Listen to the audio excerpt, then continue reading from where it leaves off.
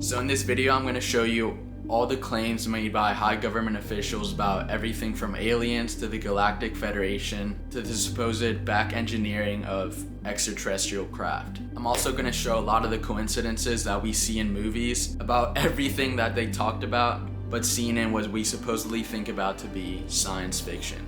So as you may know, in 2020, the Pentagon came out saying that not only do they know that UFOs exist, but they've been extensively studying them all these years. And all the time they actually said they were not real, they were actually just studying them the whole time. We know this because the CIA recently declassified something known as Project Blue Book, which is basically a report of all the UFO sightings that they've been recording over all of these years. The Pentagon now confirms the existence of a secretive UFO program tasked with investigating reports of unidentified flying objects. The Advanced Aviation Threat Identification Program was created in 2007 at the urging of then Senate Majority Leader Harry Reid. And over the next 5 years, the program received more than $20 million for its work. This week, in our series of reports on UFOs, we learned a number of things. That not everybody who sees a UFO is crazy, that our government has lied about UFO information, that it's withheld UFO files, and even spied on UFO witnesses. We've also heard from scientists who say life elsewhere in the universe is virtually a certainty. Like, just think for a moment. There's 200 billion galaxies in the known universe that we know of right now. 200 billion. From those 200 billion, of course, is around the Milky Way. In the Milky Way galaxy, there's around 100 billion planets. And of those 100 billion, there's around 300 million habitable planets. Keep in mind, this is only in our galaxy. Just take into account the other 200 billion galaxies out there and all the other habitable planets that could be in every single one of them. One of the things that shocked everyone when it was disclosed was the claims made by this high government official named Haim Eshed. He came out saying that not only do aliens exist, but they've been working with the government for many years. And keep in mind, this is a very well-respected man in his country. He was not only the former defense minister of Israel, but he was the former space security chief and actually headed the space program for around 30 years.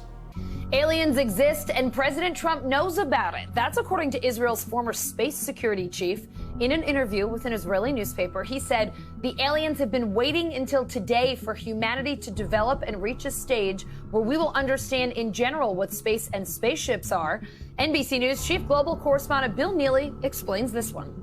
Hi, Alison. Well, this is quite a story, and it comes from the man who headed Israel's space security program for nearly 30 years. Haim Eshed is making the extraordinary claim that the United States and Israel have been in contact with a group of aliens for years, not immigrants, but extraterrestrials. He has called them the Galactic Federation of Aliens, and he says President Trump is aware of the existence of these aliens and had been on the verge of revealing their secrets, he claims, but was asked not to do so by the Federation in order to prevent what he calls mass hysteria.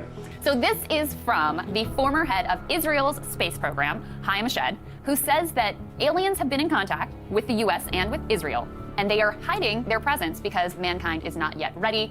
What does he refer to? The Galactic Federation that he says has been in touch with Israel and the U.S. He also says that Donald Trump was going to reveal their existence, but then basically got talked out of it, I suppose. Here is his quote. He says, Trump was on the verge of revealing that aliens existed, but the aliens in the Galactic Federation are saying, wait, let people calm down first. They don't want to start mass hysteria. They want to first make us sane and understanding. Yeah, and look, he's 87 years old. According to him, he says he has nothing to lose. He's a decorated former Israeli general, former space security chief. He's been awarded a medal 3 separate times, 2 secretly, for actions that kept Israel safe. Clearly somebody who was regarded well by that government. Now, what he's saying is kind of crazy.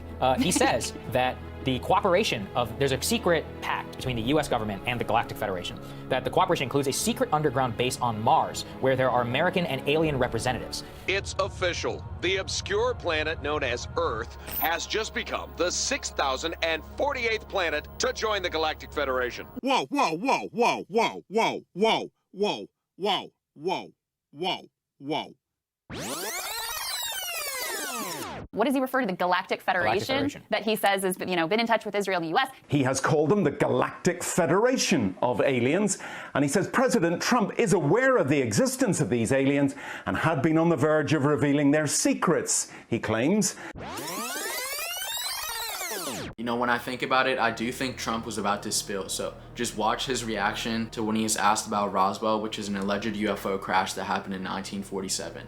before you leave office, will you let us know if there's aliens? Because this is the only thing I really want to know. I want to know what's going on. Would you ever open up Roswell and let us know what's really going on there? So many people ask me that question. I know, it sounds almost ridiculous, but it's actually the real question I want to know. It sounds like a cute question, but it's actually, there are millions and millions of people that want to go there, that want to see it. I won't talk to you about what I know about it, but it's very interesting. But Roswell's a very interesting place with a lot of people that would like to know what's going on. So you're saying you may declassify? Oh. You'll take it? Well, I'll have to think about that one, right? Okay, so probably one of my favorite government officials that disclosed so many things is Paul Hellyer. He was also a former defense minister, but this time of Canada, and he worked there for around, I think, 5 or 6 years, from 1963 to 1967. My name, as I said, was Paul Hellyer. I'm a former Minister of National Defense for Canada. I served in 3 governments during a total of 23 and a half years as a Member of Parliament. Paul Hellyer served as the Canadian Minister of Defense in the 1960s, shaping the country's armed forces for years to come. He became the first cabinet-level politician from a G8 country to publicly state that there is extraterrestrial life present on Earth. It's great to have you with us on our show. Why do you say that UFOs are as real as the airplanes flying over our heads? Well, because I know that they are. They've been, as a matter of fact, they've been visiting our planet for thousands of years. And one of the cases that would interest you most, if you give me 2 or 3 minutes to answer, is during the Cold War, 1961, there were about 50 UFOs in formation flying south from Russia to across Europe. And the Supreme Allied Commander was very concerned and about ready to press the panic button when they turned around and went back over the North Pole.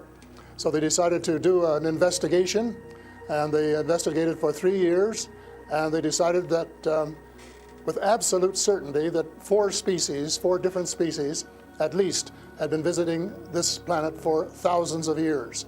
So that's, we have a long history of UFOs, and of course there's been a lot more activity in the last few decades since we invented the atomic bomb, and they're very concerned about that and the fact that we might use it again. And because the whole cosmos is a unity, and it affects not just us but other people in the cosmos, they're very much afraid that we might be stupid enough to start using atomic weapons again, and this would be very bad for us and for them as well.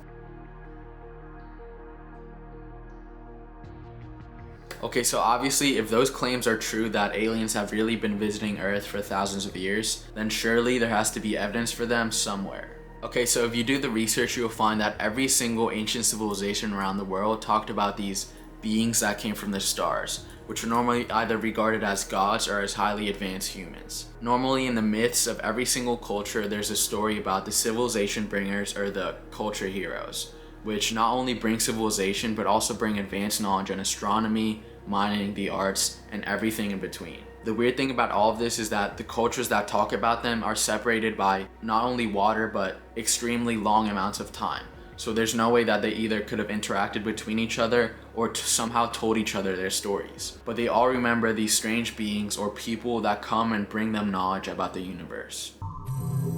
These are images of archaeological digs from all over the earth.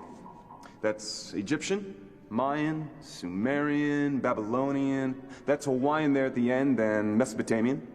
Now this one here is our most recent discovery. It's a 35,000-year-old cave painting from the Isle of Skye in Scotland. These are ancient civilizations that were separated by centuries. They shared no contact with one another, and yet the same pictogram showing men worshipping giant beings pointing to the stars was discovered at every last one of them. All around the world you have the same stories, the same gods, the same strange beings appearing in strange flying ships and bringing with them the same knowledge about the universe. There's many examples of flying ships everywhere. From the Anunnaki whirlwinds of ancient Sumeria, to the Vimanas of ancient India which the gods used to fly across the world, to the Palenque astronaut, which is a tombstone of a Mayan king which clearly depicts some sort of strange flying machine. And so many other examples of these strange gods appearing in different cultures in these same machines. Not only that, but also in ancient religious texts, from the Bible to the Book of Ezekiel to the Book of Enoch, you have these same stories of either flying chariots, flying palaces, or flying machines. Let's go over some examples of these strange beings. So I'm sure a lot of you already know about the Anunnaki from ancient Sumeria. The Anunnaki are also these ancient gods which supposedly came down from the sky and brought the Sumerians advanced knowledge about the universe. The weirdest thing about this to me is that ancient Sumeria is basically the first culture to have actually begun recording history. So we're talking about the oldest civilization with actual writing, and they talk about strange beings coming down from the sky. The Sumerians created everything from the first writing system altogether known as cuneiform, the 60-12-base counting system that we use now to measure time, to mathematics, to our present-day calendar based off the moon cycle. Most of everything that we use today was passed down from ancient Sumeria, and it is all attributed to the Anunnaki gods. The weirdest part of all was what the late Abigail Gluck whispered. Like I'll say, a crazy mummified corpse whispering Nibiru is creepy times 10. It gets creepier. I Googled it and found a lot. Namely this. Nibiru is a planet listed in the writings of Zecharia Sitchin, particularly his book The 12th Planet. According to Sitchin's interpretation of Babylonian religious texts, a giant planet called Nibiru passes by Earth every 3,600 years and allows its sentient inhabitants to interact with humanity. These beings, which Sitchin identified with the Anunnaki of Sumerian myth, would become humanity's first gods. Another example of these other species around the world are the reptilians, which you may know already from all the conspiracies about them controlling the government and all that stuff, which I'm not going to get into. I'm just going to get into the maybe possible examples of them being all over the world. So even before Sumeria, around 1,000 years prior, appear these strange statues known as the Ubaid, which basically depict these goddesses that are sort of reptilian in shape. We're not really sure what they depict, but a lot of people have thought that they may be reptilians. You can decide for yourself if you think they are that or not, but it's just pretty weird to me. Another example, as you may know, is the Zulu tribe in Africa. This shaman named Credo Mutwa talks about them a lot. He calls them, I think, the Chitauri or some form of a name like that. Then you have the Hopi Indians with the Shedi or Snake Brothers. Then if you go all the way down to Mesoamerica with the Aztecs, you have yet another snake goddess. Then if you go all the way down to China, you have the stories of both Fuxi and Nuwa, which are again these strange half-human, half-snake goddesses, which not only bring civilization, but also created humanity. They're said to have brought music, civilization, and everything that these other cultures also say that these other beings brought, and also bring a system of Chinese writing like all of the other stories. Then you have the anthropomorphic aquatic fish beings that also appear everywhere all across the world. I tend to think that they're beings from the star system Sirius because, like many people have claimed, the beings from Sirius are also aquatic or fish in nature. One of their first appearances is in Lepenski Vrh, which is an archaeological site in Serbia, which is also the oldest urban settlement in Europe. So it dates back nearly 6,000 years. And of course, here we find evidence of strange beings and also a strange culture that suddenly emerges. Another example is in West Africa. So sometime around the 1930s, two French anthropologists stumbled upon the Dogon tribe in West Africa. This tribe talks about these strange beings that come from the star system Sirius, which they called the Nomo. They depict them as, again, anthropomorphic aquatic fish beings with an opposable tail, so I would say that they're more like dolphins rather than actual fish. And the story of them is very weird. The tribe describes them to have come down in a strange craft, basically forming a hole in the ground, filling it with water, and then coming down from the ship and talking with the tribe. The Dogon tribe has these cave paintings going back more than 700 years. So some of the knowledge in their caves is things about basically our own solar system as depicted from space, as if they were just literally coming in from outside and coming into Earth. The second thing is also red blood cells, which we did not find out till years and years and years later. And the third and probably the craziest thing is that they knew of the existence of these two stars, which is Sirius A and Sirius B. And Sirius B is basically a dwarf star that orbits around Sirius A, and it's so small that we did not find out its own existence till basically the 1930s or 70s. They also said that this star, Sirius B, was the heaviest matter in the universe, and now we're finding out that this star could very possibly be just that. Another example in Africa is the stories of this half man, half fish god, which along the coast of Africa everyone called Olokun. The strange thing about it is that the story of this being is very similar to the story of Enlil from ancient Sumeria, which is just a very weird coincidence because you know, this tribe is in Africa, Sumeria is in Mesopotamia, and these cultures are again separated by both space and time. So the story of Olokun, just like the story of Enlil, is that he basically tried to destroy humanity by bringing a devastating flood, but this other being, which in the African tribes is called Obatala, and in the ancient Sumerian stories is called Enki, creator of humanity in these stories, came to save humanity and basically save some from the flood that the other being brought. Also in other parts of the world, close to Sumeria, basically in the Mesopotamian area, appear these strange half fish, half man, or half god beings. And they're very similar to the Anunnaki gods from ancient Sumeria because they're depicted with this acorn looking thing. One in ancient Babylon and in those areas is called Oannes, and the other one is called Dagon. And both of these beings have the same exact story. They brought civilization to humanity, and they brought just so much knowledge about the arts, mining, tools, and everything that humanity needed to evolve. In both of these stories, Oannes and Dagon would come out of the water during the day and give humanity everything about, you know, civilization and all that, and during the night he would proceed into the Persian Gulf, which is just a weird story. You make your own conclusions, but I think this stuff is weird.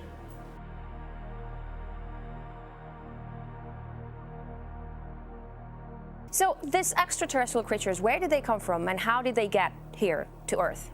They come from various places. For a long while, I only knew about ones who came from different star systems. The Pleiades and Reta Reticula and several other star systems, but in the last few months I have met people who have made me aware of that there are some in our star system, and that there are actually extraterrestrials who live on a planet called Andromeda, which is one of the moons of Saturn, and that there are others on Venus and some on Mars. And they may be interacting between themselves. I suspect that they are, because there is what is called a federation of these people, and they have rules. For example, one of the rules is that they don't interfere in our affairs unless they're invited to. And that's one of the reasons probably that we haven't seen more of them until very recently. 3 days ago, I bought a Stitch at the shelter. I paid $2 for him. See the stamp? I own him. If you take them, you're stealing. Aliens are all about rules. You look familiar. CIA, Roswell, 1973. Ah, yes. You had hair then. Take note of this. This creature has been sentenced to life in exile. A sentence that shall be henceforth served out here, on Earth. And as caretaker of the alien life form Stitch, this family is now under the official protection of the United Galactic Federation. Whoa, whoa, whoa, whoa, whoa, whoa, whoa, whoa, whoa, whoa, whoa, whoa. What is called a federation of these people. What does he refer to, the Galactic Federation? He has called them the Galactic Federation of Aliens. And they have rules. For example, one of the rules is that they don't interfere in our affairs unless they're invited to. Aliens are all about rules. Would you ever open up Roswell and let us know what's really going on there? So many people ask me that question. CIA, Roswell, 1973. The crazy thing about that claim is that he said the same exact thing that Haim Eshed said about a galactic federation, or a federation of these people or aliens that basically interact with each other and all come from so many different star systems or constellations.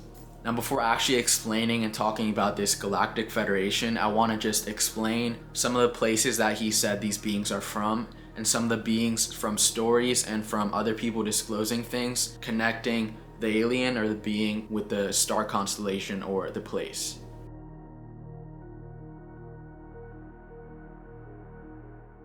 Okay, so one of the ones he mentioned is the Pleiades, which is a 7-star cluster, sometimes called the 7 Star Sisters. It's very noticeable in the night sky if you look out and see it. It's basically just like a bundle of stars that are just clustered together. And this is supposedly where the Pleiadians come from, which are these beings that are very tall, normally blonde and with blue eyes. The first question you have to ask is how many species are there?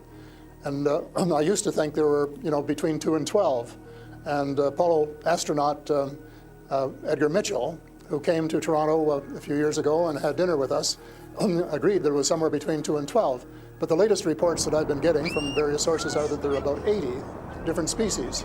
And some of them look just like us, and they could walk down the street and you wouldn't know if you ran, walked past one. And they're what we call the Nordic blondes, and also the tall whites, who are actually working with the United States Air Force in Nevada. They're able to get away with that. They had a couple of their ladies dressed as nuns went into Las Vegas to shop, and they weren't detected. And I have a friend who saw one of the men walking along the street, and somebody who would recognize that they were different, and he did. So they're those kind, and then there are the short grays, as they're called, and they're the ones that you see in most of the cartoons.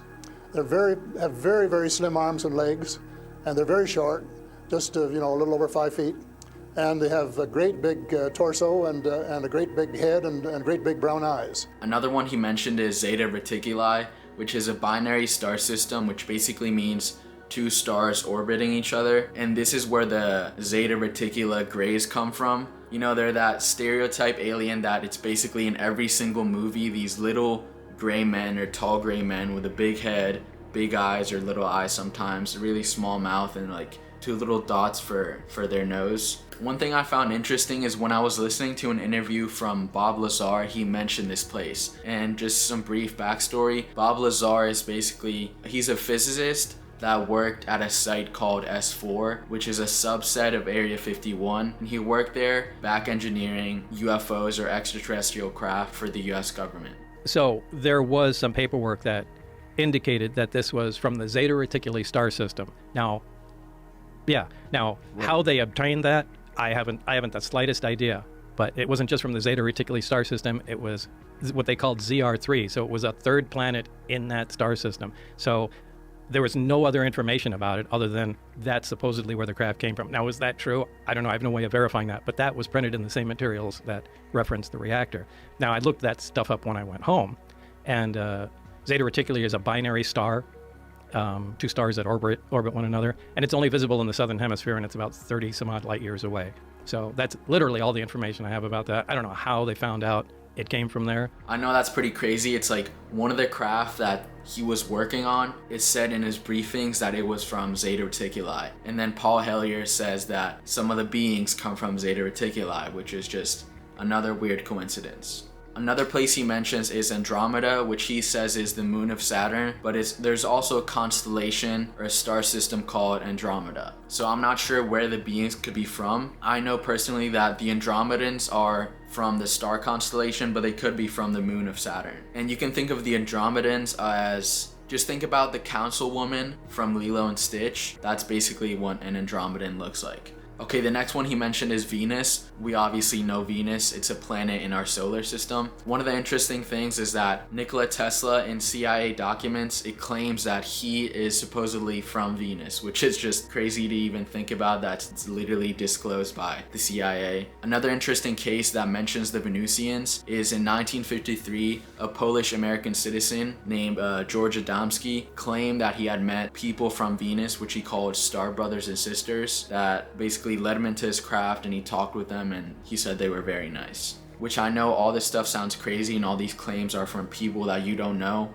but just take what resonates, leave what doesn't. If you believe something, believe it. If you don't believe it. It's really up to you. Okay, the other planet he mentioned is Mars, which is of course the 4th planet in our solar system, and this is supposedly where the Martians are from. I don't know much about the Martians, but one thing I do know is that on Mars itself, there is some very, very peculiar and strange things. In 1976, when Viking did this incredible reconnaissance in the bicentennial summer, they photographed something that was a mystery, was at the centerpiece of the NASA raison d'etre for going to Mars, the search for life, and they then never followed up.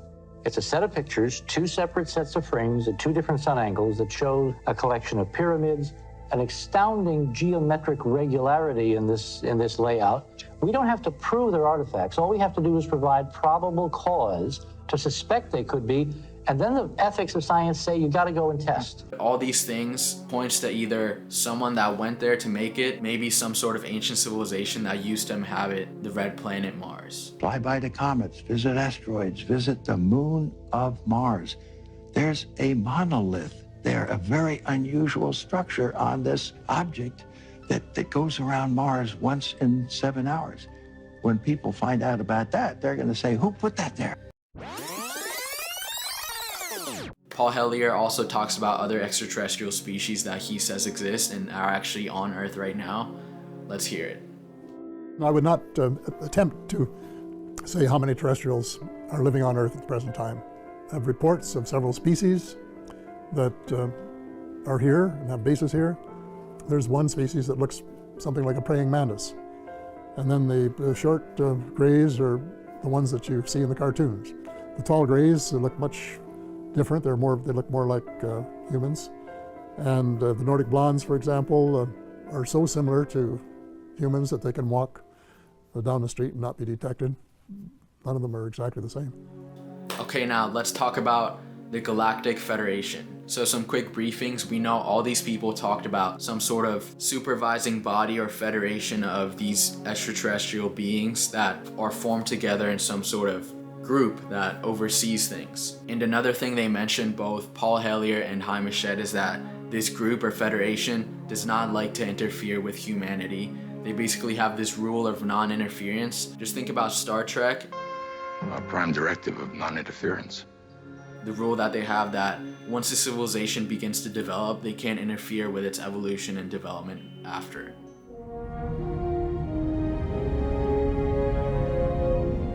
We have our own set of rules, which includes the Prime Directive. How many times have we been in the position of refusing to interfere when some kind of disaster threatened an alien culture?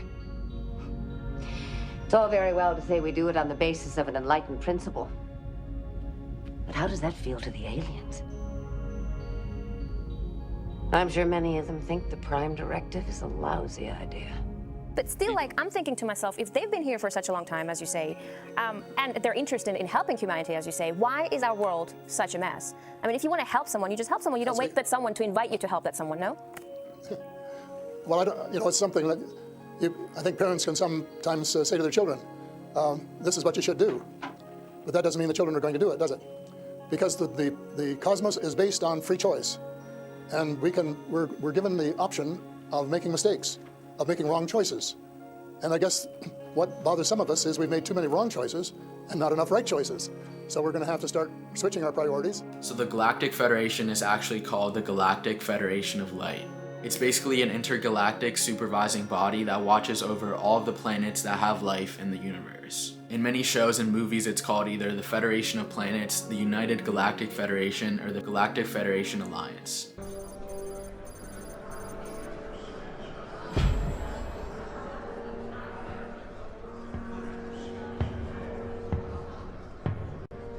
There are councils.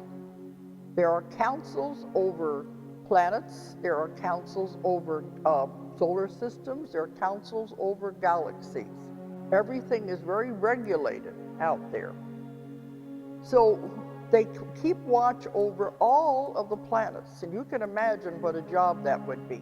One of the places I learned about the Galactic Federation is the Thal of One, which is a channeled material from around 1981, which is one of the most diverse and complex sources of channeled material on Earth right now at the present time. Some of the key components of the Galactic Federation supposedly is that, number one, they seed life on other planets, so basically they go around actually creating races and different forms of life that can evolve on a planet and actually become their own civilization. They said when a planet reaches the point when it can support life, that's a very momentous time in the history of that planet. And at that time, they'd have to decide what kind of life are we going to introduce on that planet. And I think with this kind of a group, you can follow these things because people say, what does God have to do with any of this? God is very much involved too. It's the evolutionary theory and the creationist theory mixed together, and it all fits beautifully the way they explain it. So one of the other things that's a big teaching of the Galactic Federation, and one of the things that actually Paul Hellyer mentioned, is that the universe or the cosmos is a unity. Because the whole cosmos is a unity, and it affects not just us, but other people in the cosmos, they're very much afraid that we might be stupid enough to start using atomic weapons again, and this would be very bad for us and for them as well. A basic explanation, which I'll explain again in another video, is just that the universe is one being or one consciousness experiencing itself through different forms or different beings or different everything. It's just one consciousness, one being manifested in different ways. So if you think about it, it's like we're living in God's dream, or the one consciousness dreaming the universe or life or creation, and we are all part of that and are all that same consciousness in the one mind, just different thought forms of that mind.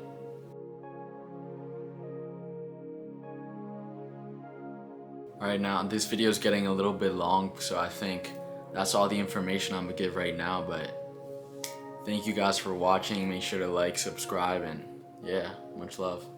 Peace.